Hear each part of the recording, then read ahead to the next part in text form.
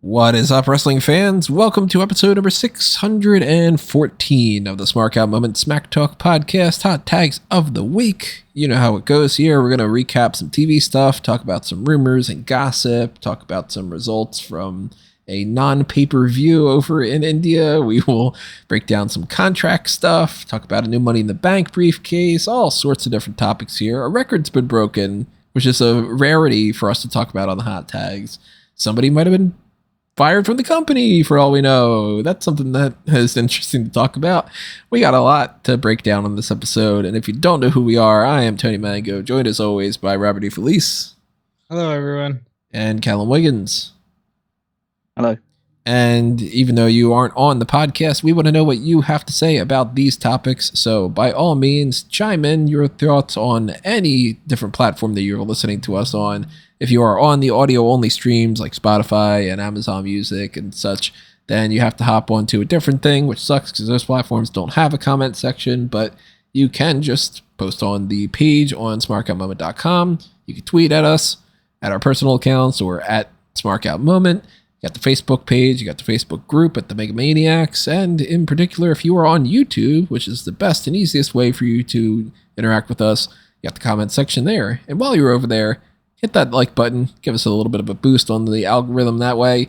Hit the share button if you want to pass us around or post on like Reddit or whatever it might be. All that stuff's greatly, greatly appreciated, as well as the monetary side of things with the little thanks button, the Patreon, the join button on YouTube. It's the exact same thing as the Patreon. It's just that you get the video portion of it rather than the audio only streams. You got Redbubble and TeePublic for merchandise. And you've got the little super chats if you join us live for things. And if you don't know when we go live, well, you got the little alarm button that you can set, and those alerts will tell you when we go live for the pay-per-view post shows and stuff, which we have a couple of those coming up in the next few weeks. We've had a bunch of them in the past few weeks. We are in a little bit of a stretch right now where it won't be until the end of September for us to do another one of those. But we could also do lives for anything else. And, we might do a live hot tags. For all we know, we might have another live mailbag down the line. We might do a live mock draft, or, if you want to do the pick your poison tier, you want us to do a live fan out table, we could try to do something like that. You get to dictate some of that, and all of the spare change you toss our way is greatly, greatly appreciated. So if you don't have it, make sure you're subscribed. It's another non-monetary way to help us out, as well as just listening to this. So thank you for being here. So let's start getting into some of these topics.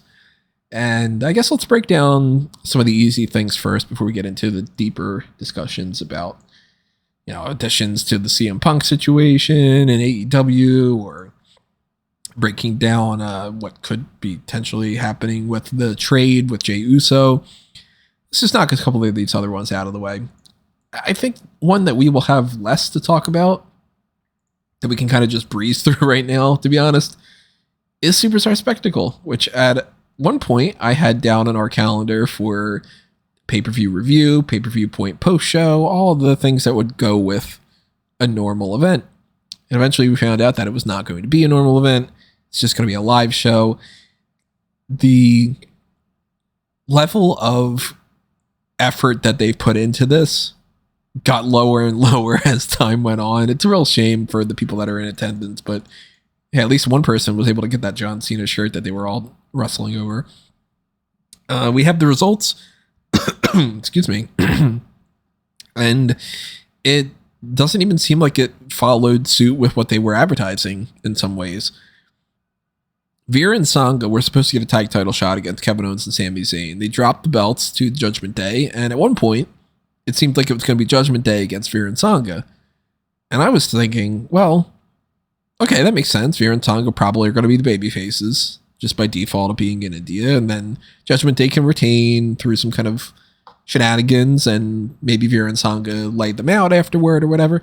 No, instead we got Drew McIntyre, Sami Zayn, and Kevin Owens as the baby faces beating Indus Sher. We got Natalya up against Zoe Stark to replace Becky Lynch, who was supposed to go up against Zoe. They didn't advertise that really all that much in advance, but Becky wasn't able to go.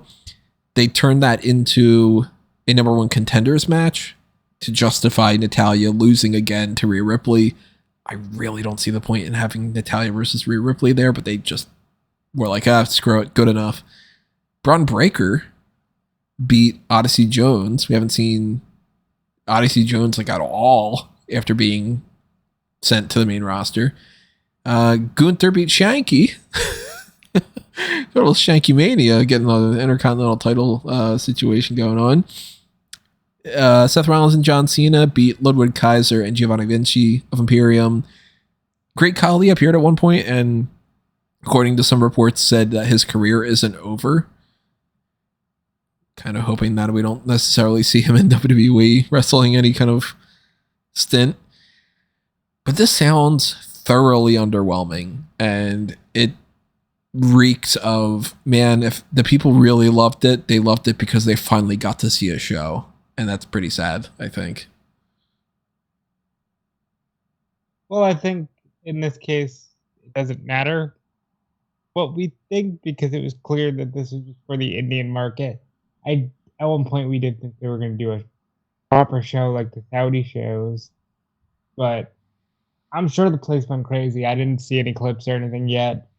Ali said he has one more match in him. He didn't say he was going to do like some run, obviously. He'll probably do a Royal Rumble or another match in India at some point. Well, you know what, our main event next week is going to be one more match, Great Khali. Against Shanky. Yeah, I mean, it sounds like it was a fun show for the crowd. You know, they got to see John Cena, which I think any crowd in any arena across the world would want to at this point. Natalya was scheduled to face Rhea Ripley regardless. They just had to throw in that extra step because of the Becky Lynch passport incident where she couldn't make it to the show. Sounds like it was decent, you know. People get their flowers. At one point there was a fake story around that Randy Orton showed up. He did not, obviously. Yeah, good for India. I'm glad they finally got a show.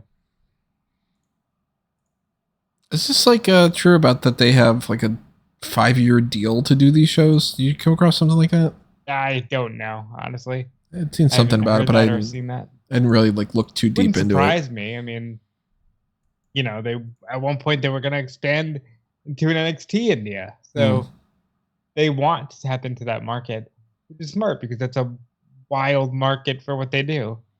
If this is all they have to do for that deal, then WWE really lucked out. Because if they just need to send a couple people with no, like, you don't need to build anything on TV, you don't need to broadcast it, you don't need to do anything really. You just need to have another house show, but you need to pay for people's travel.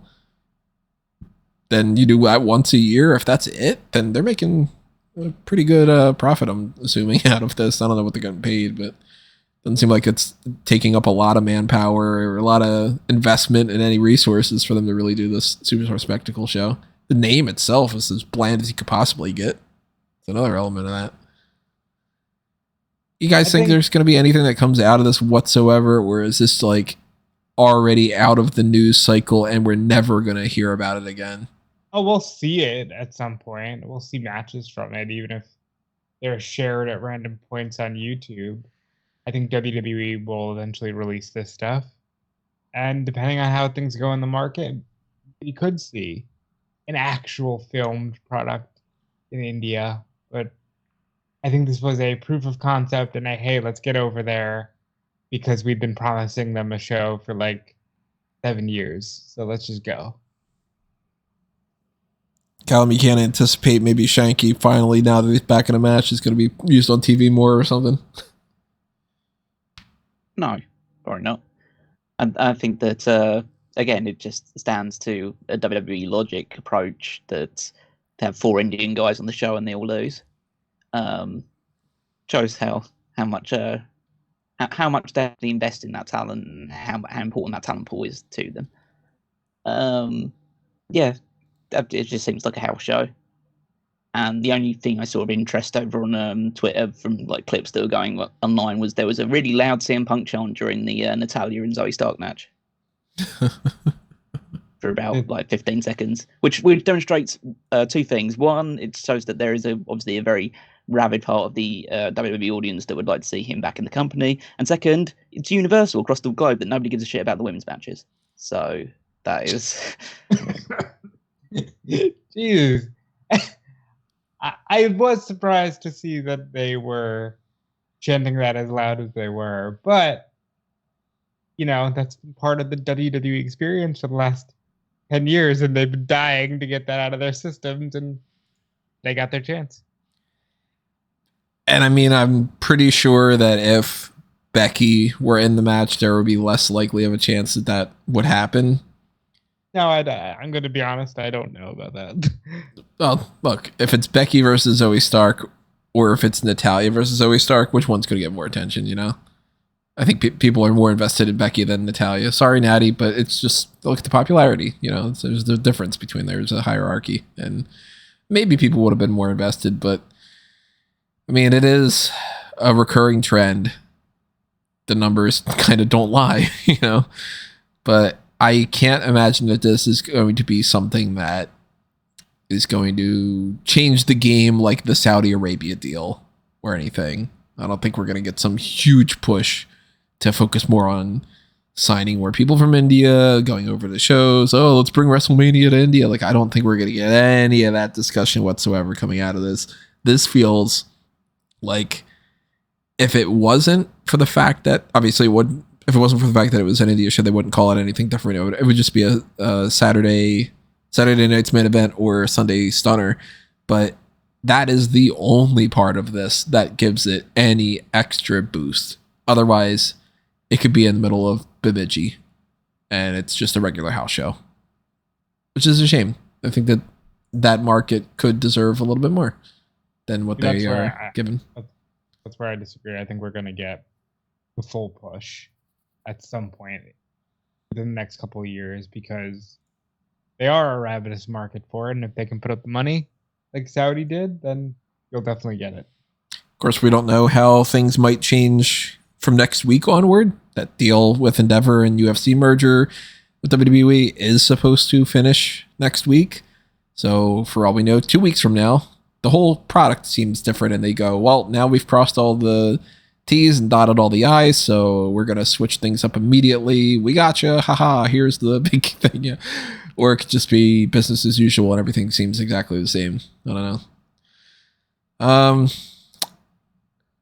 Here's another one that I think we can kind of breeze past pretty quickly. The Dudley Boyz have signed Legends contracts with WWE. They've bounced around quite a bit in the past few years. We had the couple years or so where Devon was a producer, and then he eventually left last year, the year before that. We've seen, of course, Bully Ray pop up in different promotions. He's got his podcast that he works on and all. I see anything in the future happening with the Dudley Boyz? You interested in them maybe having one more match? Or they're having one more match at fucking Impact 1000.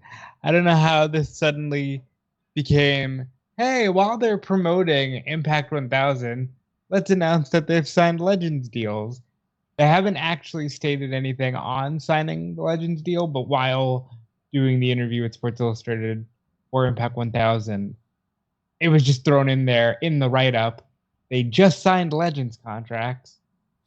I think that that's great. I think they're one of the best tag teams. We're at a stage in the game where when you are a legend in that way, and WWE owns half your library, just, get the action figures. If they're not going to stop you from wrestling at Impact, get that too. And do I see them wrestling one more match? No, not beyond this Saturday at the taping for Impact 1000. But you never know.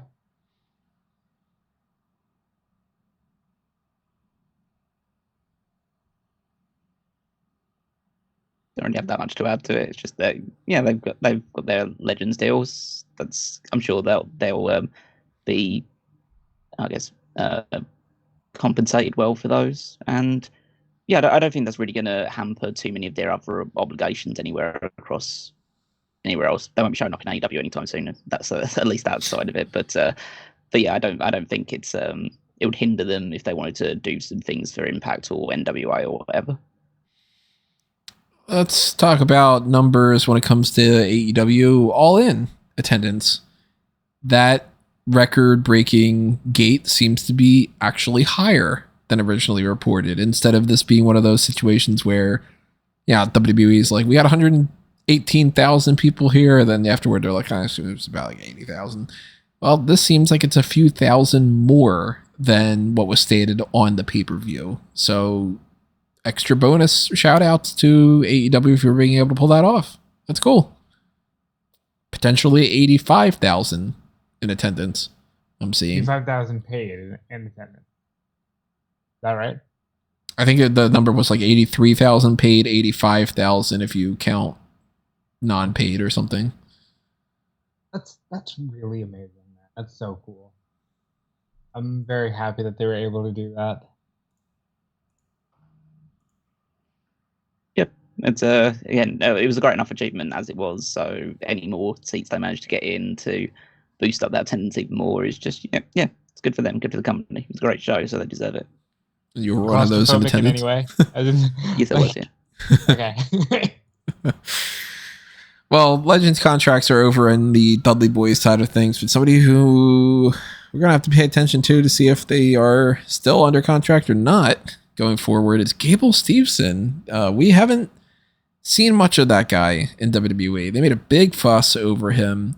They signed him. They eventually drafted him to Raw. We didn't see him at all for months on end. He would pop up once in a while, do the little thing at WrestleMania that he did, and then just disappear for another 9.5 months or so. And there's been all sorts of different things that have come out from the original signing of, he wanted to still stick around with the college stuff and do more amateur wrestling, the Olympics. It's a COVID problem or a different problem from some sort of like heart issue or health issue or blah, blah, blah. All these other kind of things that we can't really speak too much on, but he comes into NXT and they do this thing that leads to this Baron Corbin match on pay-per-view. It doesn't get the best results everywhere. I mean, people are booing him and cheering for Corbin, so it's not what they were looking for. And then he disappears again, and it seems like he's going to be working toward this tournament that he's doing well in, and over these past few days, he's dropped out of that. And now Meltzer's reporting that he's gone from the NXT roster internally. He's on the website. But what's going on with this? You've tracked this more than I have, Rob. To be clear, I just know what we know, that he got out of the tournament, and Meltzer's reporting this. I don't know too much. I'd imagine that he's still weighing his options. I don't know. I thought he was finally making the decision of, I'm going to NXT and that's it. But it seems like there's still more to be told with this story. Any interesting stuff that you've come across, Callum, or do you think that there's like a hidden kind of message to be unraveled with all this? I've only just seen it being tweeted out that he's been removed from the NXT roster page. I guess it only means one or two things. One, he's being released from the company in general, which would make sense considering the fact that this merger is going to happen and heads are going to roll as a result of it, and he could be a name high on the chopping block. Or it means that he's being promoted to either Raw or SmackDown and haven't decided yet. I mean, I guess it could technically be that he's getting a call up and they're just like not willing to put him in NXT anymore, so they have to settle on something for Raw and SmackDown. I didn't even think about it that way. That's the more glass half full approach, I guess. Not if you're me. Well, if you're Gable Steveson. Fuck that guy. I'm not a fan of what I've seen so far, to be honest, and that's been a thing where I was willing to give him credit and like the benefit of the doubt with certain aspects of, not everybody comes into WWE fully formed. That's very, very rare. So yeah, he could have worked better on the mic skills, worked better on this. Where he's young. I always forget about that. I always think that he's like 40 or something. But Why? I don't know. He looks like he should be like closer to my age. I don't know if he's 24, but he's definitely 20s. Yeah, he's young. He's a kid. And so like the idea of growing more into a role could have worked, but there's the backstage problematic parts of, the accusations that he's had in the past and all. I don't know if that's really something that they want to deal with. I just don't honestly see, I've said this for a couple of years now, and it just keeps getting truer and truer. I don't see where the investment's going to pay off, because I don't think that his popularity is something that's going to translate anymore. If he came right out of the Olympics, and if he was like a big thing in the Olympics, like, this is an example. It's obviously it's not the 100% equivalent, but like, I'm pretty sure even now, if you talk to a regular person on the street, you just say, do you know who Michael Phelps is? It's been a few years since that guy was a big part of the Olympics, but I knew Michael Phelps, and I didn't watch the shit of the Olympics. I don't know if anybody really knows who Gable Steveson is, to where they would get like, well, we're going to draw a big crowd by having him on there. And it's been a few years since that's even been as big of a thing. So dwindling time and all these other elements to go with it, maybe it's good to just cut ties if that ends up being what they're doing. All right. Speaking objectively, just about, I really don't care much for Gable Steveson, but you can't act like just because it's been a few, years since the Olympics, that it wouldn't have worked out tremendously if he didn't, stick to it and catch on, because Kurt Angle, it was almost 4 years separated from when he won the Olympics, and that caught on like fire because Kurt Angle's good. Right. That's a big difference. Like, I haven't seen anything from Gable Steveson that makes me go, man, you know what? Even if he was not a name and he was just some guy that walked into the performance center, let's invest in that. I haven't seen that from him to justify spending that much, because they probably sounded a pretty decent contract too, rather than the experimental NXT group that gets, pennies on the dollar in comparison. Or maybe it's just an error. Maybe Meltzer's stuff is off, and maybe he has some kind of injury that's taken him off the tournament, and then at the same time, maybe he's taken out of the internal list on NXT because they're like, well, he's going to spend the next 7 months rehabbing something, or, I don't know. It's a confusing situation, and it's not something that we have a whole lot of information for right now, but we do need to pay attention to it, because he could get released anytime. He could pop up on Raw, for that matter. What would you like to see them do with him, if they're not just, firing him? I would like to see him. He would benefit less from NXT and more just put him in front of the main roster audience, because even in this state of NXT, it's still for the same group of people that want to go see the show every week, for the diehards to an extent. Put this guy in front of the main roster audience and sink or swim, if you're going to do anything with him. What about you, Callum? Put him in front of 12 of his peers.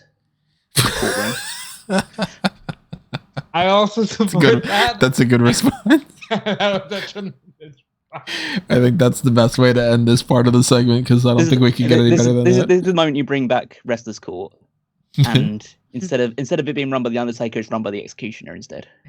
I love Sassy Callum. Let's see here. Let's talk about some Monday Night Raw stuff. Or what do you guys want to do? You want to do Raw? You want to do NXT? Or do you want to do Dynamite / Punk? Well, you said Raw. I mean, because we got 3 things from Raw. So knock them out. There are some longer. Let's hold off on Raw. Let's keep the NXT thing going and just kind of knock that one out. The things that were most interesting, in my mind, at least, from this episode of NXT that's worth talking about.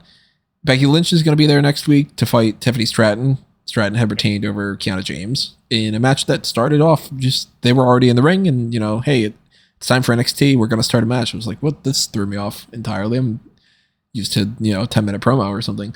But Becky Lynch versus Tiffany Stratton next week is a good way to get some viewers. I don't anticipate Becky is going to win that championship just for the sake of it. I do. You do? I do. Why not? Like, why not? But Becky Lynch, WrestleMania main eventer, Becky Lynch, yeah, give her the fucking NXT title. But what's the harm? I mean, I'm not going to be opposed to having her pop up in there and them try to boost the rating that way. I just assume that Tiffany's going to retain by some sort of, some bullshit. I think just using Austin Theory at WrestleMania as an example, I think if Tiffany retains by some bullshit, there's nothing for anybody. Let Becky hold the NXT title for a little while. She's not doing anything on Raw of any significance. Trish, she finally ended the thing with Trish. We got a few months to go until WrestleMania where she needs to fight Rhea Ripley. Let her run around in NXT. It would be pretty funny because Mustafa Ali beat Dragon Lee, and he's going to get that title shot for the North American Championship to Dominic Mysterio. It would be funny if it's like, all right, well, it's Mustafa Ali versus Dominic Mysterio, and our women's champion is Becky, and our Global Invitational ends up being Butch challenging Noam Dar, and they just basically go, well, all right, NXT is whoever on the main roster we can spare at the moment, and not actually the developmental brand anymore. Well, yeah, that's part of what made NXT successful to begin with, putting TJ on there and letting people, come down, do some extra fun stuff. I think that's a smart way of going forward with it. I do see Becky winning. Think we're going to get a title change, Callum? Probably not. Just because I don't think that... I think if Becky wins the NXT Women's title, there is no one on that roster that is equipped to take it from her. Because, she's being built up for the match with Ripley at WrestleMania. Why would you have her win a title and then have to drop it to some loser in NXT before you give her the title shot? Well, Rhea's also hanging around in NXT. She could cost Becky Lynch the title at some point. Well, that's why I'm just assuming that Becky, somebody who's going to be feuding with Becky on the main roster, whoever that ends up being, I don't know in particular who it will be, but someone will cost her in that match with Tiffany Stratton, and that will be her feud. Yeah. In the meantime, building up to Royal Rumble. They could technically, if they want to do this, they want to do it for a reason. Most likely because they think Becky's going to draw some extra views. But they also could just be wanting her to win the championship so they can call her a Triple Crown winner or a Grand Slam winner, whatever the designation is. And if they do that, we've seen the New Day win the tag titles and then just lose them a few weeks afterward. They could technically have Becky in a multi-woman match and somebody else gets pinned. So it's like Tiffany Stratton versus Becky Lynch versus Lyra Valkyria and Kiana James, and then just be like, all right, well, Kiana pins Lyra, so Becky's not champion anymore. It wouldn't be the best way of doing things, and I wouldn't be loving it, but that might be their game plan for all we know. And stranger things have happened, but I'm just anticipating Tiffany's going to retain. And that they'll do something on Raw, and it'll kind of, maybe on Raw this week coming up, Tiffany's going to be there, and there's going to continue something with Zoe Stark or something, and then Zoe Stark screws over Becky. I don't know. Dabba-Kato lost a match on here to somebody that's way shorter than he is. He's a tall guy. Not many people are, but it's true. It doesn't matter because he's just losing to Tyler Bate. Well, okay, but in fairness, Tyler Bate is a big, strong boy. So Dabba-Kato is big, but Tyler Bate's a big, strong boy. Oh, Dabba-Kato's a strong boy too. I don't think there's really anything else noteworthy. Diamond Mine's happy to be back. Thea Hale's continuing her heel turn. Dana Brooks all pissy. Braun Breaker hit Von Wagner so hard in the head that he broke the feed and went to black, even though he didn't really know it. That was good. I think that was so good that there were conflicting reports whether or not And it was Wagner real. actually got hurt. Yeah, there was a thing going around where people had like the pictures of the steel steps with blood on it and all. By the way, I mean, that was the whole point. I never, to be clear, like I thought it was really cool, and I think it made him look like a badass, him being Braun Breaker, and good. So, thumbs up on that spot for me. I would also say one thing we missed is that Wade Davenport would be a hell of a fun opponent for Becky Lynch. So that would be fun to do if you're going to go in that direction. And you know what? She's good enough that I think that they could just bring her up to the main roster if they wanted to. I'm going to just quickly look at the NXT roster just to see if there's one name in particular still listed on here. That would be Meiko Satomura, who I'd watch Meiko Satomura versus Becky Lynch.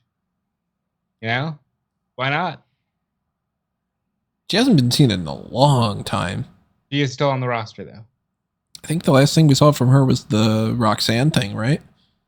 Yes. So that was like... It was February. Ooh, I was going to say April, but shit. Damn near a year. All right, so that's NXT. Let's talk about some AEW stuff outside of that little all-in thing that we mentioned. We do have some information about the stuff from later on this week and all. We've got the Dynamite stuff to talk about, anything on that end. And we've got some CM Punk stuff because it's another day. So we always have CM Punk stuff. As far as the TV show is concerned, is there anything standing out to you guys? Because there wasn't really anything for me this week that I felt like it was like a big talking point. You know, Statlander retained her title, but that was pretty obvious. And yeah, I think, first of all, the shows, we are a few days without CM Punk, and all three shows are immediately giving the appearance that they're more interconnected. You know, the Bucks are going to be on Rampage, Fox is on Collision, the tournament, the Grand Slam tournament, they're getting it done in a single week because they're just spreading it out across three shows, which is smart to do when you only have 2 weeks built to Grand Slam. But for me, I think the big takeaway was the segment between Samoa Joe and MJF, and how good Samoa Joe still is at being an antagonist, and how surprising it is that MJF is a beloved babyface. Callum, what do you think of this angle? Oh, it was an excellent segment. I think, well, I say it was excellent. I think it's rare that I say this, but I think Joe ate MJF alive on the microphone. Oh, he did. MJF fell way too much into the fake rock trope of just calling Samoa Joe fat, and the crowd didn't really buy into it because they don't see Samoa Joe like that. There's a lot of things you can try and target Samoa Joe for, but you shouldn't really target his weight because they know he's a killer and they know that he does a load of cool stuff. So just like, oh, you're a fat guy. Like, worked for Scott Steiner back in 2006, 2007. It's not going to work for MJF in 2023. A lot of fat jokes, a lot of dick jokes, but once they got to the meat of the matter, yeah, once they started taking it seriously, then it was great. Yeah, it was a really good segment. Yeah, there's like a few interesting stuff on the show. I mean, I thought the matches for the most part were good. I mean, they did the Sex Gods beating Aussie Open, but then having Jericho and Sammy come to blows at the end of it, and just as a quote unquote, well, a spoiler for Rampage, they're setting up for a match between those two at Grand Slam. That's a good call to do that match on TV, and I think that's a good move for the future of Jericho, because maybe we can do more pay-per-views without him, and maybe that make his appearances feel more special. But I like that setup for the Grand Slam. I think they're going to fight for the tag titles at some point soon. So we'll wait and see about that as well.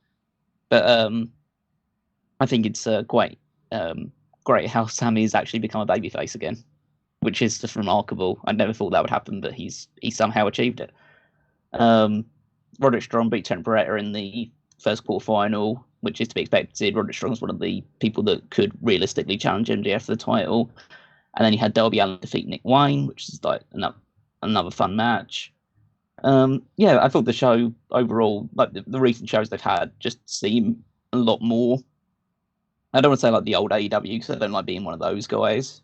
But there was, yeah, I thought that a lot of it was super fun. Actually, the segment that I thought was actually the best of the night that we haven't discussed was between Swerve Strickland and Hangman Page, where now we finally have a program for Hangman Page, and it's going to be against Swerve. And Swerve basically spent the whole of that segment cutting down Page, saying that he's lost his motivation and that you have this spot and you have this fat new contract and you're eating well and all this other stuff. And I'm scratching and clawing for every opportunity. If I was handed half the opportunities you've been given, I'd be the first black AEW world champion.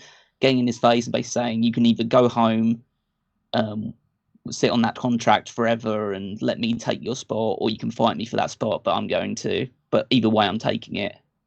So yeah, I think I'm really excited for what those two could do together. And we're getting the third match between Brian Cage and Adam Page. So Cage versus Page next week on Dynamite. So yeah, Drawing attention everything on this show is pretty good. It was third match between them. It's a very Tony Khan move, because if it wasn't said to you, you wouldn't be like, oh wow, it's the third encounter between Hangman Page and Brian Cage.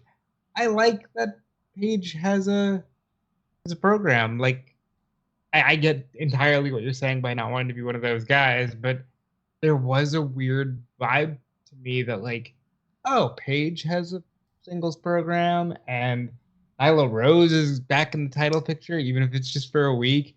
It just sort of felt like they woke up and said, can I give some fun stuff to the people we started the company with, even if it's for a couple weeks? And I like that. I think that works. And even though I am a huge CM Punk fan, and even though Collision was my favorite show, if you're going to have no brand separation, you might as well do it like this and let these shows tell a cohesive story. I'm glad they didn't actually go ahead and do a full brand split and then, just a few weeks later backtrack on the whole thing. Well, I mean, we do know that Brian probably going to be heading up Saturday nights, which, by the way, totally fine with. Brian is great. But I'm excited for... He's talking about Brian Cage, by the way, for anybody that's wondering. Daniel Bryan, or Brian Danielson. I'm excited for the future of the company, and I'm hopeful that the distractions are really gone. Like, we're going to see now whether or not it was just the one guy, but if it was, then maybe we can get back to some good stuff for AEW. Well, as far as distractions being gone, Ace Steel is gone. Yeah, I don't think he was much of a... Yeah, I think... I mean, he was brought back as a remote worker from what we've been told, just because it was pretty much, I guess we're going to have to keep him on board to appease CM Punk, but we can't really have him around and all. We've talked about this a million times, so I don't need to beat the point down, but it always seems like it's so much more of a headache than it needed to be worth. And there's more Punk stuff. I don't know how much we want to invest in the validity of what reports are from who and all, but there are still more things to talk about. Well, first with the Ace Steel thing, I think there's been people that have probably quite rightly put out on Twitter because it's just been reported that he's been released. But a lot of people have probably rightly pointed out that if he was just straight up released by Tony Khan in the wake of this, then there could be grounds for like a wrongful dismissal off the back of this, because you can't just release a guy because he was friends with the guy that you fired. So we need to wait and see what the kind of terms of his agreement coming back into the company was, or whether he requested his release or anything along those sides to kind of justify it. Because Tony Khan said, "Oh yeah, I fired CM Punk, so you can go now as well." Then he might have another lawsuit on his hands. But in terms of the other stuff that has come out about CM Punk, so there's been like a big or a lengthy section devoted in the Wrestling Observer newsletter based around it, which came up with a few interesting little details. I think people could maybe just sniff at this a little bit, but I think realistically, Meltzer's done one of the best jobs of reporting all this stuff. And I know people say that he's biased towards the Bucks, but I think that that could be somewhat misconstrued. But he did come up with some stuff. Essentially, said that when when Punk came in, apparently Colt Cabana was in the midst of renegotiating his contract with AEW. And so he's in the process of doing it. And then then at a certain point, the offer was just dropped completely. And apparently people then had to come in to tell or request Tony Khan, no, we want him to stay around, give him another contract. And so he was then given a contract which sequestered him more into Ring of Honor rather than AEW. And a lot of people, whether, again, it doesn't suggest that Punk absolutely said that one way or the other, but you can kind of infer that might be part of the reason for it. And to be fair, that might not even be Punk's doing. It could be something like Tony Khan thinking that there's going to be an issue, so he's going to jump ahead of that beforehand and try to separate them. Fair is fair. Yeah, as he doesn't say that one way or the other. He doesn't say that Punk absolutely requested it. It could just be that Khan expected it to be an issue and so decided to try and, cut it off at the pass. There's a few other things. There's this report that's been going around from Fightful that Punk pitched going back to WWE. So he essentially said that he thought that he could get a buyout of his contract from Tony Khan, and that he would then come back, debut in the Royal Rumble, get eliminated in the Royal Rumble by Kevin Owens, and then face Kevin Owens at WrestleMania. Which would totally deviate from the Kevin Owens and Sami Zayn against the Uso story that they were telling. Mm. Well, yeah, but then it would also... he could have pitched that in August, so True. Yeah. And it also could have been about the fact that, he was injured throughout that entire period of time as well, so it's not like he could have wrestled at the Royal Rumble or WrestleMania anyway. So yeah, maybe it was something that he came up beforehand. There was also this other stuff, so there's a lot of stuff about him and the Young Bucks. So there was apparently a lawsuit that was issued towards a legal complaint, I probably should say more, issued towards the Young Bucks for apparently breaching the terms that they were under, that they could not speak negatively about either party. So both sides couldn't speak negatively about the other one. And apparently they breached that due to a skit during an episode of BTE, where they do this kind of spot. They did this weird skit which didn't reference CM Punk by name at all, but apparently it's because Matt Jackson at one point had to profusely apologize for what he had done in the skit. Punk and his legal team assumed that was about him, and issued the thing. Again, this is just being reported, so you can take it with a grain of salt if you want to. I didn't see the skit, but if it's about... No, I haven't seen either. If it's about him just apologizing, and if that's here's slander or whatever, that sounds crazy, because that's kind of if anything, that would seem like that would be more beneficial for hey, and I kept apologizing and I tried to work together. Or, you know what I mean? That seems kind of weird to be yeah, you're talking bad about me. You say I apologized for shit. I'm not one of those fucking people that admits when they're wrong. This is what it says verbatim in the Observer. So it says, evidently it was from a BTE skit that was a storyline that had started years earlier about Matt Jackson screwing up an endorsement deal and was brought back where he secured some other type of deal that was going to make them all rich, only to have that screw up. And even with their new contract, they were left broke and couldn't retire if they wanted to, and they're all furious that they could never leave wrestling due to this thing going wrong. And in the skit, they wanted Matt to apologize for screwing up. Punk's name was never mentioned. Yeah, that sounds so crazy. Apparently that was, yeah. And then there's also the last thing that is kind of new and interesting they've brought up is that apparently the Bucks were willing to sit down and talk with CM Punk and maybe work things out in terms of potentially putting a program together or something if he was able to go by without any issues for 6 months upon his return. and then everything kind of hit the fan almost immediately after the Punk came back. So yeah, like look at the watch right now, you know.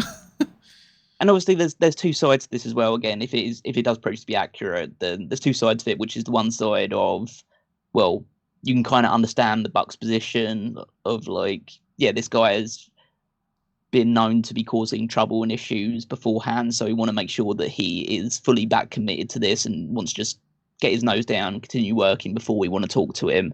But then there's also the side that they're EVPs of the company and probably should, actually directly be handling this rather than just like keeping hands off until and waiting for this thing to either blow up or work out in their favor. Actually, be professionals about it. So it's one of those situations we all talk about where everyone sucks in this position. Yeah, because they do have a leadership responsibility that if, say, for instance, they're doing a show and Tony Khan is not around, they are kind of effectively the next in line. No, Bryan Danielson is. We've established. I mean, at this point, it seems like that's the case, but like at a different point, it would be, okay, talk to Kenny, talk to the Bucks, talk to Cody, who's not there anymore, and those guys are also in charge. Now it seems like it's changed up a little bit, but that's where you started getting into like, well, if you have a spot on the roster as a performer and you have a spot on the roster as a management person, you need to do both jobs. And sure, to a much lesser extent, obviously, I'm hosting a podcast right now and I'm talking on a podcast, and in plenty other roles, somebody could just bring me in and I could do their podcast and it would be a different thing, but I'm also running the audio and the video, and I'm going to do the analytics, and I'm going to try to, whatever. And if we were to run into a situation where there was some kind of an issue right here that I would need to do something with, as far as like, oh man, I got to make an executive decision, then that would be on my responsibility to take off the performer hat and do that. And maybe that's an issue that was on Punk's end, was like, you don't want to sit down and talk with me? You guys are supposed to be my bosses, kind of? Well, then fuck you, or something. Like, well, I think he made it clear that was part of an issue, as, he kind of directed when he did the whole Scrum rant about managing a target and whatnot. But I stand by my forever statement of, yeah, everybody could have acted more professionally. I think that there is a lot to be in Meltzer's reporting, because he's getting it from a side and it's pretty clear, where it's coming from. And I think that there's a lot of truth there. Also, I think that they would have ended up working together if this shit didn't blow up. So there's truth there too. As far as the WWE thing, that to me is the most surprising, because I never thought he would go back there. I do think he could, if he's not just completely done. But I don't know if he's going to take the legal route here, so maybe we just never see him wrestle again. In any case, I'm sure we're going to have another slew of stories next week about CM Punk, because, as you said, it's another day and it never stops.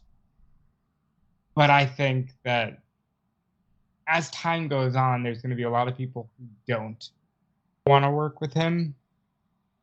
And I don't necessarily know if... I don't want to say that that's unfair, but I think he proved that while there was a lot of issues, he was also always willing to do business and try to help out others. So I still think there's a benefit of having CM Punk in wrestling. That's what I'm saying. I don't want him to leave. Again, I just want him to not have these issues. And your new NWA champion. Not there. I'm sure there'll be a lot of people. I'm sure there'll be a lot of people those shows holding up signs saying that about trans and abortion rights and stuff like that. Trans rights. Well, I mean, you want to make him a top heel, right? It's take that straight edge society thing a little bit more in that direction. Woke. What would the CM stand for? What would be some kind of... We'll have to ruminate on that. If you have any suggestions, leave them in the comments below. I'm sure there's lots of jokes on the table here about that. I don't anticipate that he's going to be popping up in WWE. It wouldn't shock me at all if there are discussions at some point and then it just doesn't pan out. But I will be extremely shocked if CM Punk pops up on a WWE show at some point. Whether it's, he's not going to beat Roman Reigns and win the fucking championship of WrestleMania 40 for everybody never say never. I'm going to say never again, even. I am not going to... We still got to watch that. Yeah. I am not going to say never to this because I think there's a fun way to tell a story, CM Punk going back to WWE. Really fun way of telling it. I'm not going to get into the whole fantasy booking aspect of it right now. I mean, there could be a lot of fun things that, as a fan, to watch that shit show go down, I would love to see some of that. At this point, I really would want to see CM Punk versus Seth Rollins. Imagine that happening at WrestleMania after the cancer comments and stuff. Ooh. But I just don't see it happening. I think it could. I just don't know if it'll happen right now. All right, so let's backtrack. Talk about Monday Night Raw, because I don't think there's anything that's happening on SmackDown tonight that we need to talk about, right? Actually, let me double check that. Maybe they did announce something. AJ Styles against Jey Uso, Brawling Brutes against Judgment Day, Charlotte Flair and Shotzi taking on Damage Control. Yeah, who cares? Let's talk about the stuff from Monday Night Raw, because these things are tangential and all. One of them being there's a new briefcase for Damian Priest. There's a little gift from JD McDonough. Look how nice of a teammate JD McDonough is. He's giving him gifts. He's helping him out in matches. I don't know why he wouldn't recruit this guy to Judgment Day. But it seems like they are more willing to discuss that after a little bit of some discussions backstage. And one of the things for that is you got the senior Money in the Bank blue briefcase. Perfect. Looks pretty cool. Well, first of all, it's Judgment Day purple, and it looks great. Oh, it looked more blue on my screen. I like it a lot. I like the idea of custom briefcases. Well, I thought he might be coming out with new belts for 5 seconds, but the new briefcase is cool too. JD is going to end up in the group at some point, and I think it'll be a huge plus when he does, because, again, that's the goal in wrestling, is to build other new stars. Wow, it looks a lot more purple, but it wasn't on my screen at the time. The lighting, I guess, threw me off. Yeah, I mean, I'm a fan of custom briefcases. I think it's something they should be leaning into more often, just because I think that not only does it make the briefcase mean more to the person that's holding it, especially if they're planning on having them hold it for a while, which makes me feel like Priest isn't cashing in for quite a while. Right. I get the same impression. Because they're going to a custom briefcase, and that's unique to him. Also, there's a big possibility for merch. Yeah, get a purple Judgment Day briefcase. So they are already selling it, man. Go get yourself a replica senior Money in the Bank. Yes. Yeah. So I think overall, it's a net positive. Yeah, I mean, the idea being that you can cash in at any time means once somebody wins Money in the Bank, it's forever on the table that any show it could happen. But once you give them a custom briefcase, you are going to want to push that merch. And you're not going to have that sell if he cashes in 2 weeks from this. They just gave him tag titles. That's another indication that probably they're going to tell that story going forward and all. But I still think that they're kind of doubling up and that they should spread the wealth a little bit. I don't think it was I don't think it's going to be a great idea in the long run for them to continue to tell the story of splitting them up and giving them the tag team titles, and he's got Money in the Bank as well. You're going to overload it, and probably in the near future, or at least by the end of the year, I think we're going to look back on this and go, maybe they should have given the Money in the Bank briefcase to somebody else. We'll see. I think the Bloodline storyline has changed a lot of perspective on certain things, and I think they're overloading because it worked so well for that. They're just throwing all the eggs in the basket of Judgment Day, you mean? Yep. Just, well, we got this faction, so title shots, titles, Money in the Bank, just everything on there. We're going to go whole hog because we don't know anything else to do at this point. Well, one thing to talk about from this episode of Raw that I thought was a standout moment was with The Miz and the Invisible John Cena segment. I thought that this was great.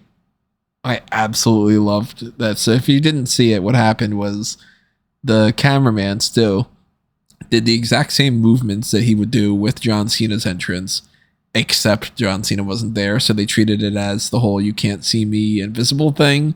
Miz had a little argument, gave Invisible John Cena a skull-crushing finale. This was great.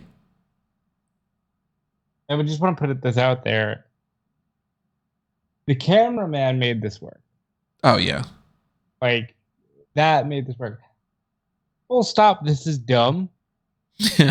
It's super dumb. Yeah. Like, it was an entertaining segment, and I think it shows that while Miz probably won't ever make it on John Cena's Mount Rushmore of villains, John Cena is definitely on the Miz's, Mount Rushmore of opponents. Because real quick addition, who are the other three in your mind? The Miz, yeah, Bryan, Ziggler, and the fourth one's going to be a bit difficult. But definitely Bryan and Ziggler are on there too. I can see that. Yeah, I thought this was fun. I'm hoping that it means Miz is going to play around with Cena a little bit more, just because I kind of like Miz when he has a serious goal that isn't like, I'm mad about not being on a commercial this week. So hopefully there's more of that, but less of the invisible stuff. And I credit to Stu, if it was Stu. That is. Credit to Stu for making that work.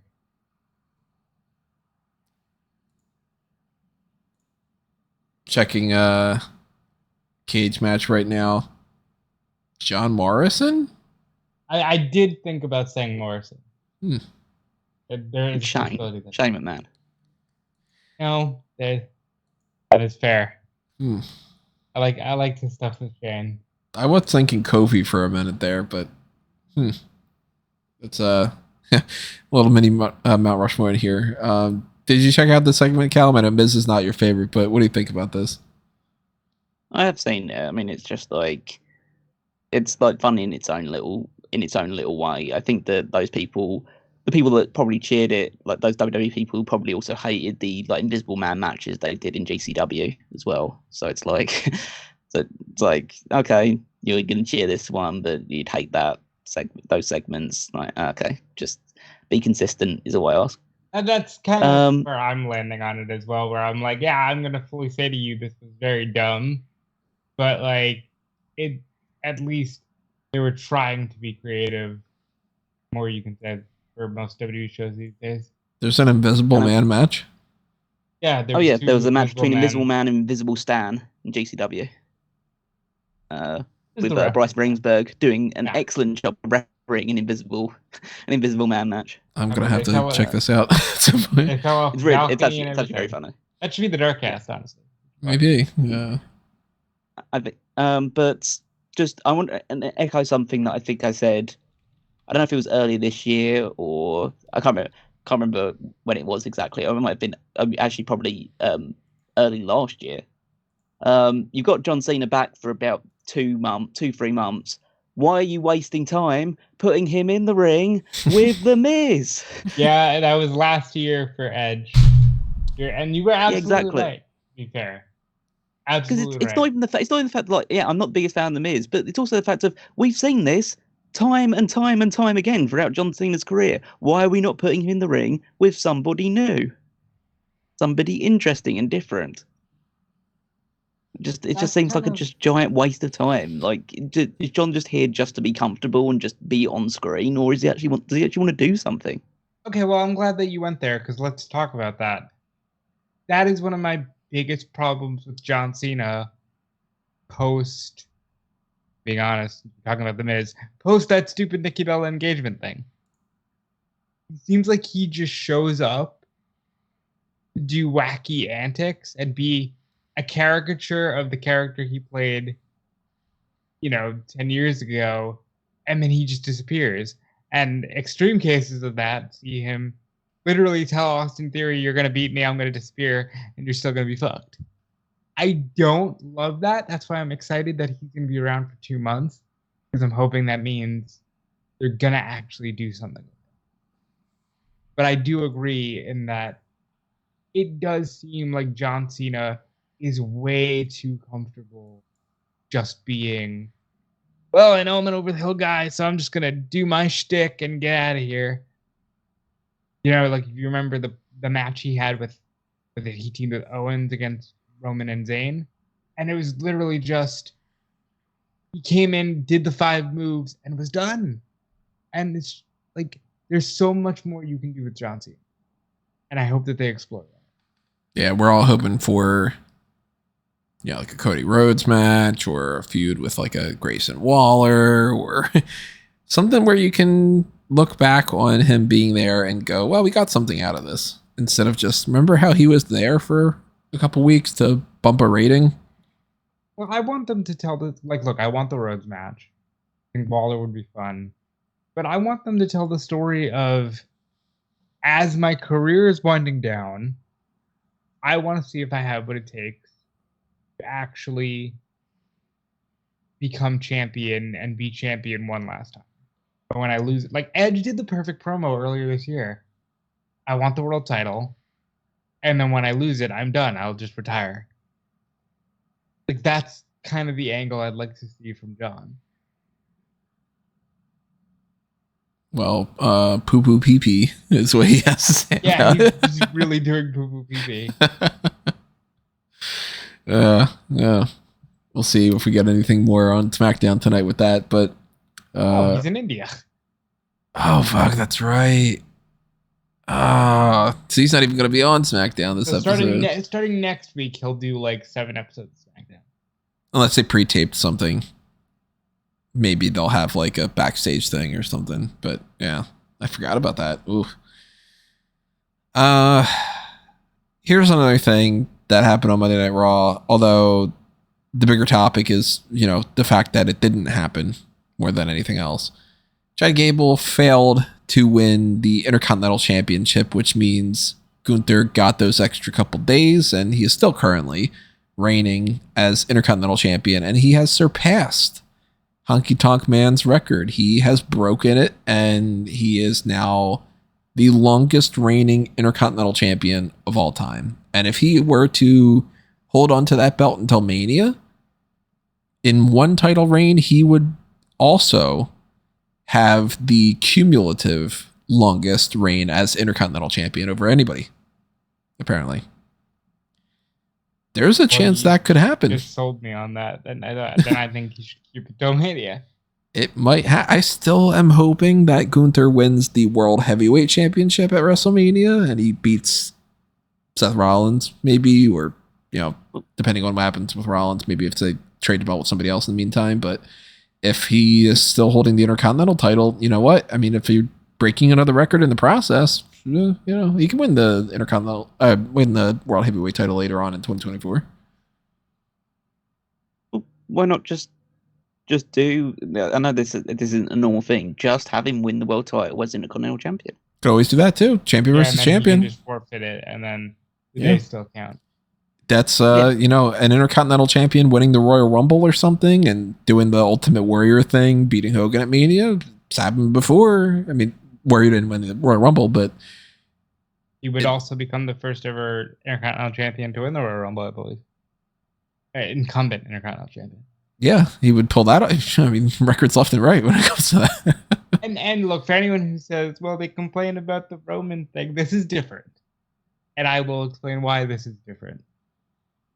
You have to watch video upon video, whether it's Hunter, Sean, Brett, doesn't matter who. They're always, the Intercontinental title is the working man's belt. And that was represented by the Honky Tonk Man. Yeah. Like, I'm just so glad that it's finally represented by a wrestler, because the common thing is, this is the wrestling belt. When Hogan was doing poses, Brett and Sean were wrestling. Now you have a guy who embodies that. And admittedly, I was ready to see Gable win as soon as possible now that you broke the record. But now that you've mentioned these other records, I think you just keep it, you know? You mean Gable Steveson, right? Yeah, that's exactly who I mean. Gable Steveson.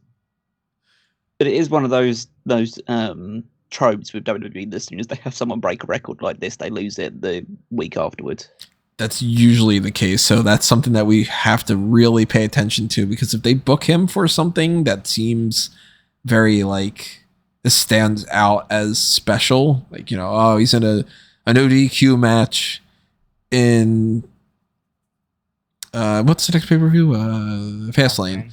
Like, if he's at Fastlane and he is in a no DQ match and they start setting up that the Giovanni Vinci stuff is actually going to blow up and that Ludwig Kaiser is more annoyed and that they can fight with Gunther afterward and they're going to cost him it. And, you know, we're going to have to pay a lot more attention now than what we were in the past few weeks about. We were all kind of assuming that he was going to retain and that he was going to break that record. At this point on, it's anybody's game. They still probably are going to keep him strong. I can't picture that, like, this next episode of Monday Night Raw, fucking Apollo Crews is going to come out, just be like, hey, I want a title match, and then just pin him, you know? But it could happen. Now he beat the record. It could happen, but that would suck. So if you had to pick, because eventually he's going to drop that title. It's just, you know, I mean, he's not going to hold it until the heat death of the universe. Well, I mean, it depends on how fast the heat death of the universe comes around. That's a good point. Yeah, I mean, the way that a lot of things are. It was fucking 97 degrees here yesterday. It's like, you gotta be kidding me. It's September.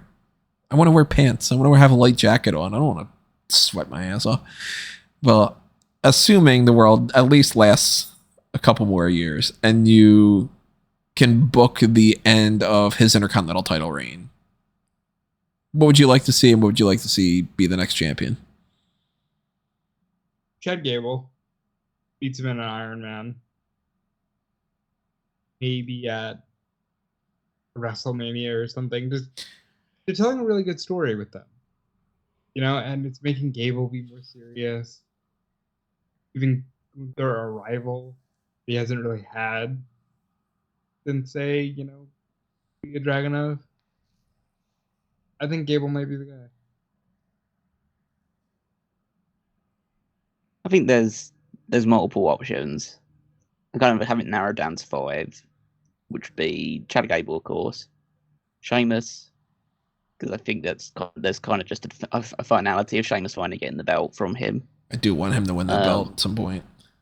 Yeah. Pete Dunne. As Pete Dunne, hopefully, but it's probably Butch still. Tyler Bate or Ilya Dragunov. I like the idea of Dragunov doing it because you then tell the story of him being kind of Gunther's kryptonite. The Gunther Slayer. He's the one guy that knows how to beat. Yeah, he's the one guy that knows how to beat Gunther. I would rather them go in a different direction rather than to repeat the NXT UK guys of like Tyler Bate, Dragunov, Butch. If they didn't already do all the Sheamus stuff, then Sheamus probably would be my number one. And if he wasn't on the same, you know, roster situation and all, of course they don't give a shit about that whatsoever. But if we were to keep it to Monday Night Raw and keep it as just the Raw people and not switch anybody over, no drafts, trades, you know, whatever. Jey Uso is a possibility that I wouldn't be opposed to. You know, giving him a singles run with a belt. Johnny Gargano of course, is somebody that I am a huge fan of, so I'd be fine with Johnny Gargano winning that title from him and giving him something that he could put in the history books for himself and kind of carry that working man's title going forward.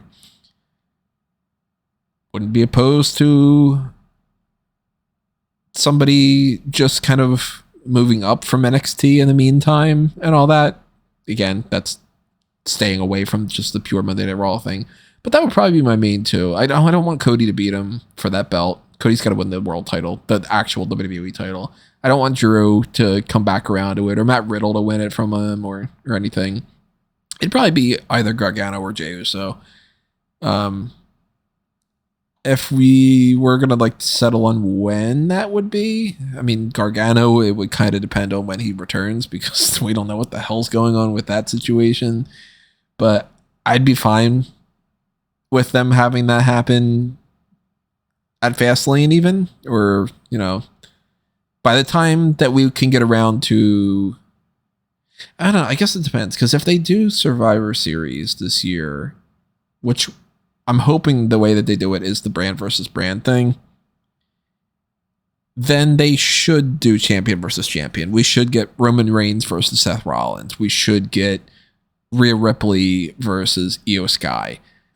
And then I'd be more interested in Gunther going up against Rey Mysterio, or if he drops it to like LA Knight or something.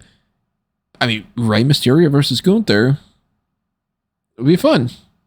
I'd rather see that, so I'd rather them keep it a little bit longer than that.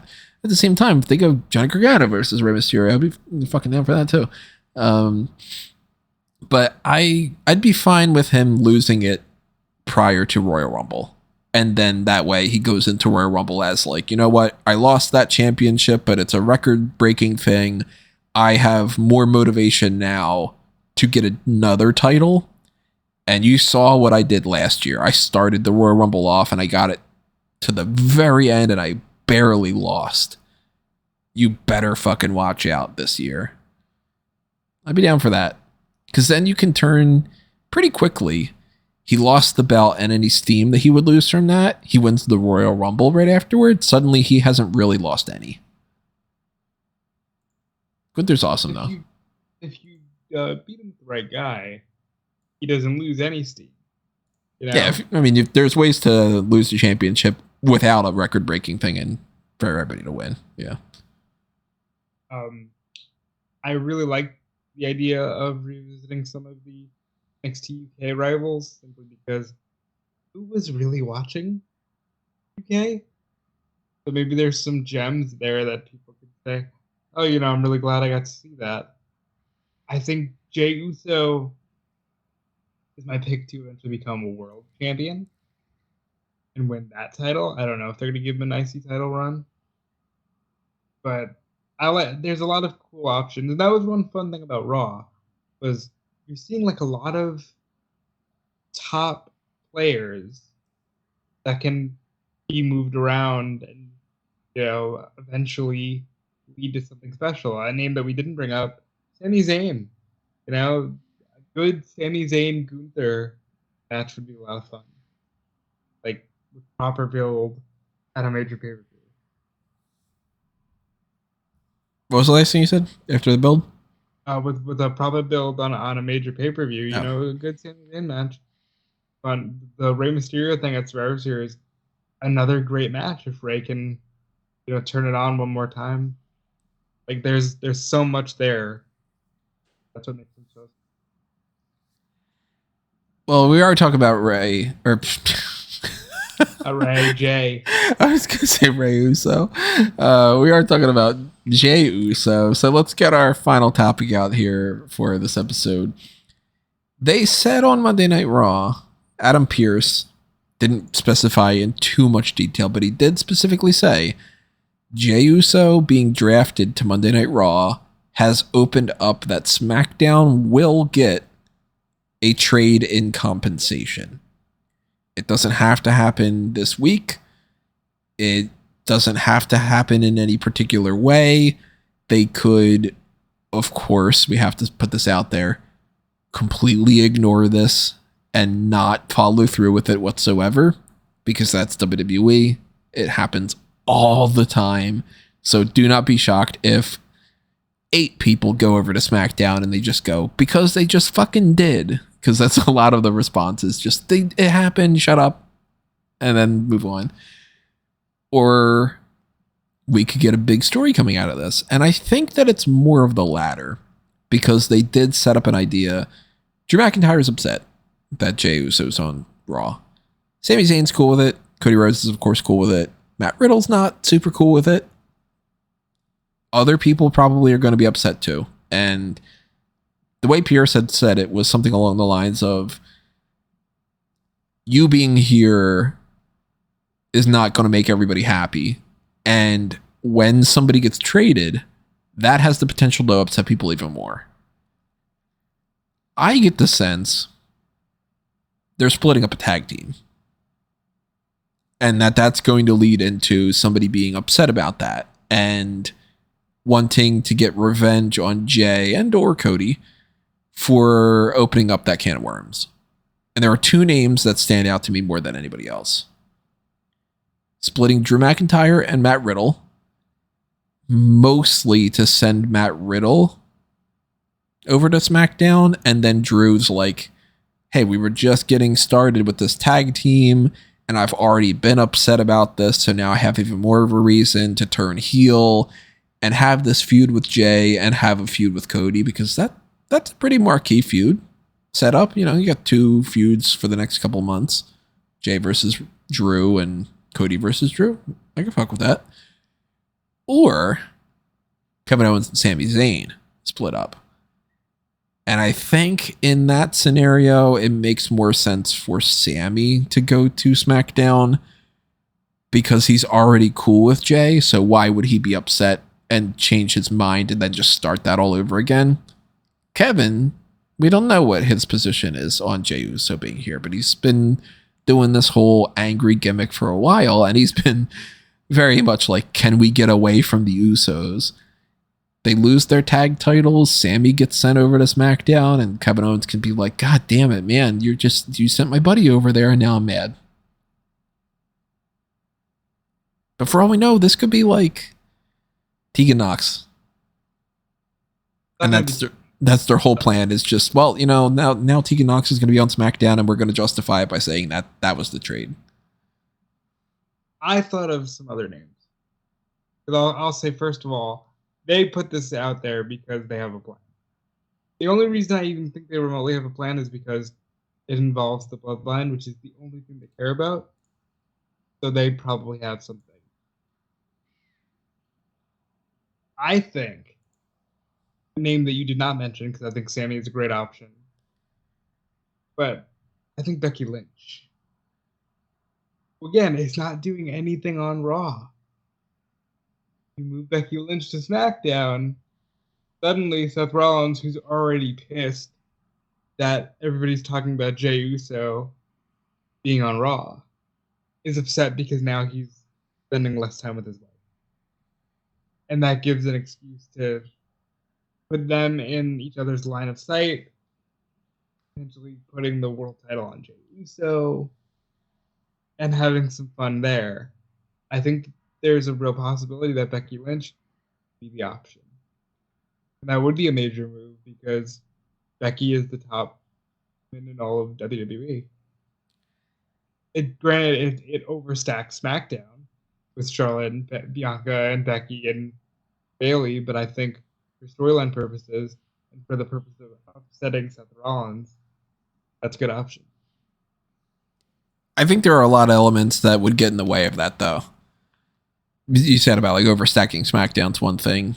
It seems like they want to keep Charlotte and Becky away from each other too. And then there is the backstage reality of Seth and Becky would want to stay on the same show. So it would be kind of weird to just be like, oh, sorry, we're going to move you around and you got to deal with it. I'd question the logic of nuking Raw's entire women's division in order to make Seth slightly having to face and then wanting to face Jey Uso off the back of it. That doesn't work for me, brother. Plus, it also takes away the Becky Lynch versus Rhea Ripley feud. Well, yeah, exactly. That is that is the only because otherwise it's just Rhea Ripley beating someone else every week. Yeah. Until she the end beats of time. a random person at Mania. That's totally fair. I see the logic behind it, though. And, if we had a more balanced roster where you could play around with that more, then that's definitely an option. But I can't imagine it's going to be Becky. I also don't think it's going to be Damian Priest. I saw that some people were tossing that out there, that could be the way that they would split him off from the Judgment Day, and then they could split the tag titles, and then it's like he brings the SmackDown tag titles over to SmackDown, and Finn keeps the Raw belts, and that kind of. I think that's way too convoluted. The way that people have really put some thought into this is like, oh, this will be great because then Damian just takes the belts and he takes Dom with him too, and it's like, no. That's not how life works. It is funny because it's like people do that and they're like, oh, if Damian were to do that and Dominic goes over, then Dominic's going on the same show as Ray, and then they could do the Ray thing, whatever. And then there's other people that are like, they're just sort of like, oh man, that's great for Nikki Cross. And you're like, wait, what are you going from? And they're like, because I like Nikki Cross. And you're like, oh, you're just going to put her in anything, right? This is how they get Emma back on screen.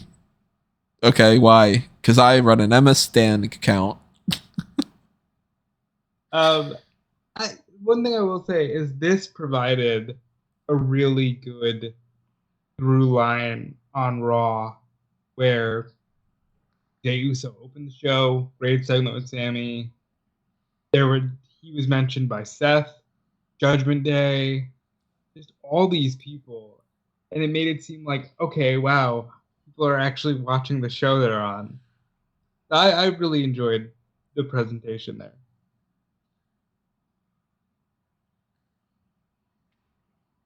Any other ideas you guys have of what they might do for the trade that we haven't talked about? Kind of scrolling through my list right now, and I'm not really, because realistically, you have to kind of limit it to who's on Monday Night Raw right now, and not that they're going to do some other kind of bouncing back and forth. You could do there's plenty of lame options. Like you can go, and we traded the Miz, and that's why we've been doing Miz versus LA Knight, because we were just gonna put it on SmackDown. Or Ricochet, because Jey Uso is the new focal point in that upper mid card range, and we got no spot for Ricochet, so we're just gonna send him over to SmackDown, open up an extra spot that way. I mean, that would be shitty to me. As I look through, that's all the more reason why I think Matt Riddle is a good choice. Because Riddle's not doing anything. He's already had his feud with Seth Rollins. He's already feuded with Imperium and Judgment Day and all these. Maybe send Riddle over. Yeah, I just scrolled through the roster real quick. There's no one that would make a huge difference if you move them over. Riddick Moss is on the Raw roster apparently. That wouldn't make any moves. Gotta get them main event matches in.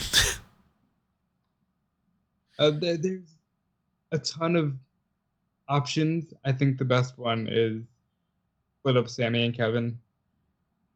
Even though I don't want Sammy and Roman on the same show, I think the idea of that being the only way that they were, relevant, even though they had a decent tag title run, they really all kept going back to the bloodline. Probably your best bet. There's also just the obvious of moving Cody. We didn't talk about that. That's true. It could be that it blows up back in it started off as Cody bringing him in, and then Cody switches over. Yeah. That could work, potentially. That would give you Cody on SmackDown in the same spot for Roman and away from Seth Rollins, so it doesn't have to be like, why isn't he challenging for that championship? The Cody thing could work. I think there's a lot. There's a lot you can do with just Jey Uso screwed up something. Like, for example, if Roman fought Seth at Survivor Series, Jey Uso screwed Seth Rollins accidentally because he was going for Roman, but that makes you think, is the fix in? There's just a lot of things you can play with.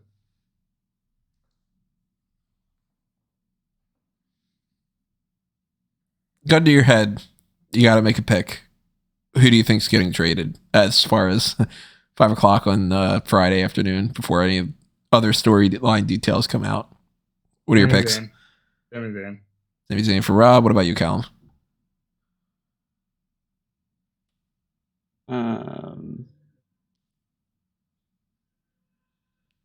McIntyre.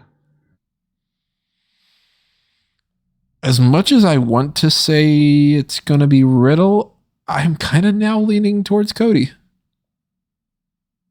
They announced that Cody's going to be on Raw next week. Right. Well, it doesn't have to be the trade next week. You know, they could do the trade 2 months from now. I mean, that makes the most Why sense. would they do that?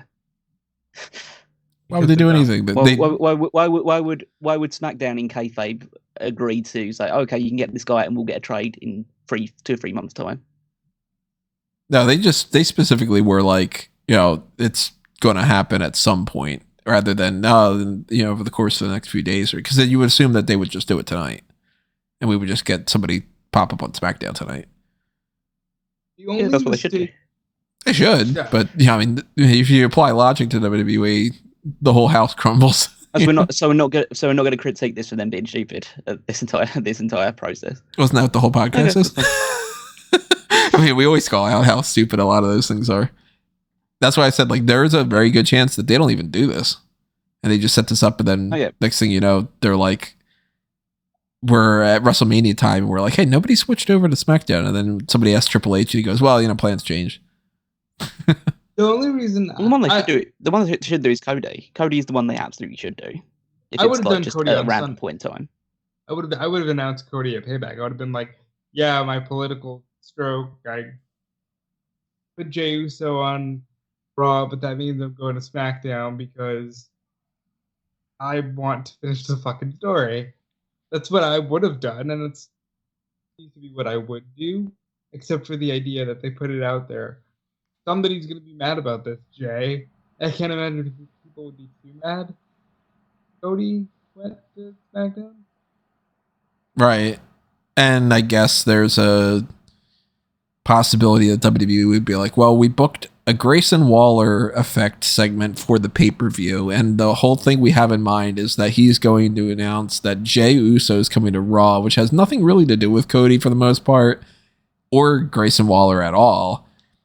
And if we're going to try to milk it for that, then let's try to milk who's going to be the trade and then come back to this, rather than have Cody say, I'm going to SmackDown. I can start a feud with Grayson Waller, but I'm going to go to SmackDown and my replacement is whatever. And you get it done in one segment. They might just be like, how do we spread this out? Which is not my favorite philosophy, but I think Cody is the right move. I'll say that. I think stupid line about Jey Uso upsetting people aside, I think Cody is the absolute right move. And that could be a red herring, for all we know. Or they could just have tossed that out there without having a single idea what they're doing. They might be sitting around the conference table right now going, shit, we said that we were going to have a trade and we've got zilch. What do you got in mind? Oh, I'm going to pitch Otis and we're going to split up Chad Gable that way. Oh, I'm going to pitch Marseille. Maybe, I don't know. I guess we're going to find out either tonight or questionably in the future, if at all. But if that does happen, when it does happen, we'll talk about that on the next episode of the Hot Tags or whatever pay-per-view we might be getting into or something. That's going to do us in for this one.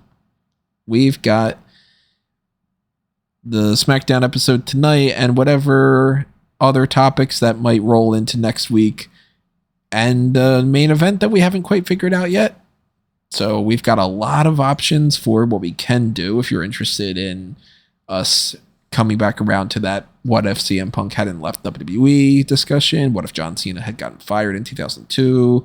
We do still have some Superstar scores on the back burner, but we just did one of those, so I highly doubt that we're going to do that. We could move up those tier lists. I know we got a Pick Your Poison in the works from Marco. Thank you for that, Marco. We got a Pick Your Poison in the works from Gets 5 about Impact 1000. So that's next week, I think, next Thursday. We're going to have to try to figure out some details for that. But in any case, as you're leaving your thoughts in the comments below and telling us what you think about these topics, what your picks are for the trade for Jey Uso, who do you think should beat Gunther and dethrone him for the Intercontinental Championship, any of that stuff, then also let us know what you would like to see us do in the future. And if you do want to check out what we have, you should be following us all over the place. So subscribe on YouTube, follow us on Facebook and Twitter at SmarkOutMoment. Check out everything happening on SmarkOutMoment.com because there are things outside of the podcast that happen on the website. There's also FanboysAnonymous.com for everything on the geek culture spectrum, movie reviews, TV show talk. Not too much TV show talk. I don't really dive too deep into that anymore. But yeah, every once in a while I get the urge to do something. And I'm probably going to start The Changeling this weekend. Seems like it could be a pretty fun show. Mostly movie stuff over there, though. But I got a lot of ideas that I want to do on that. And eventually you guys are going to be seeing that Marvel versus DC discussion because I've done a lot of work for this. And it's something that I'm really having a lot of fun with. I think at this point that's going to be our next staple podcast because there's been a lot of work into that one from Tony. Yeah, that's a cornerstone edition for sure. I still haven't decided if I'm going to put that on Fanboys or Smark Out Moment. Done both. I might try to split it in some way and do, because I got 60 matches, 70 something matches. I don't know.